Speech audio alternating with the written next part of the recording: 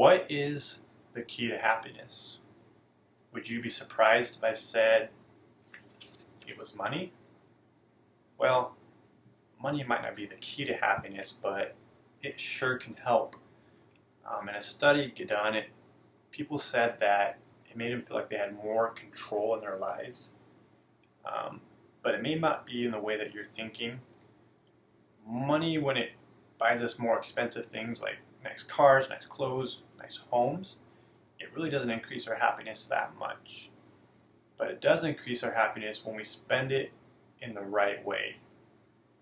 And we use it as a tool to get what we want.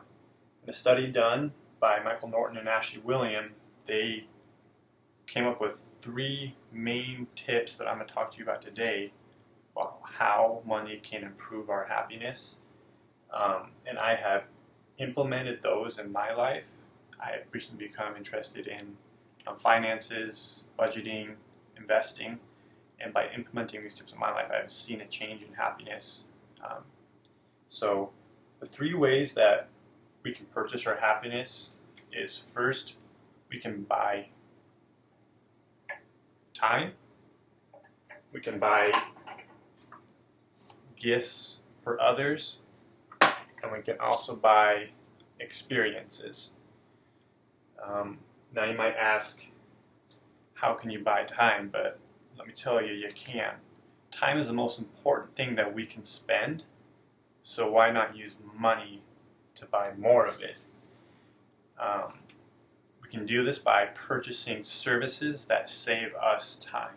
These services can be things such as lawn care, pest control, housekeeping. And when we spend money to save us time on those things that we don't want to do, we receive more happiness because we have more time to do things we love. For example, would you rather spend 2 hours doing the laundry and washing dishes, or spend 2 hours with your family watching a family movie? Personally, I'd rather watch a movie with my family, and I would get a lot more happiness and joy out of that.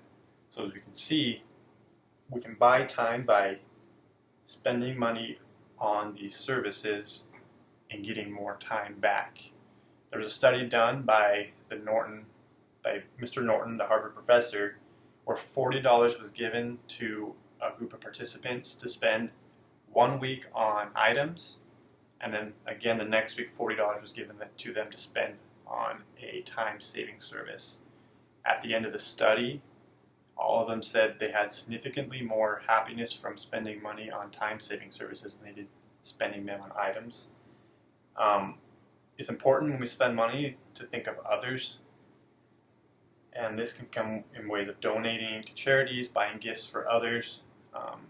I know when I've done this, it's increased my happiness. We all have had that moment when we have a friend or a family member open a gift we bought for them, and we see that smile, and we get that warm, fuzzy feeling, and it gives us just a little bit of happiness. Norton puts it this way: buying something for yourself doesn't do much for your happiness. Spending money on others, however, does. Like I said, personally, I've seen that in my life, and it really is important to do it face to face. It really increases that amount of happiness you get when you personally see them open that gift or receive that donation. But it is okay to splurge a little bit on ourselves as long as we're buying experiences and not items, because experiences are forever, items are not. If you think about your memories, your fondest memories, is it about an item you bought or an experience you had? In my life, I've seen that my fondest memories are experiences I've had with my families when we went on a vacation or a camping trip. And those are things that I'll remember long term and bring me long term happiness. Items are more short term. They may make us happy in the short term, but in the end, they ultimately become clutter and they have little value or meaning in our lives. And according to Mark Holder, he's known as the happiness doctor, he says, interestingly, even before the purchase is fulfilled, experiences can give us more positive emotions than things can. We can anticipate a new car or sofa, for example. We may feel impatient. when we anticipate an activity like traveling or bungee jumping, we tend to feel excited. I know when I have a trip planned, I'm excited for it and I anticipate it, and it makes me feel happier and in a better mood. And even after the trip, I'm more relaxed and I'm able to have an easier and more enjoyable time. So, as we see, to have extra cash is not a bad thing, and we can use it to spend it in 3 simple ways. First, by time. Second, by gifts for others. And third, by experiences.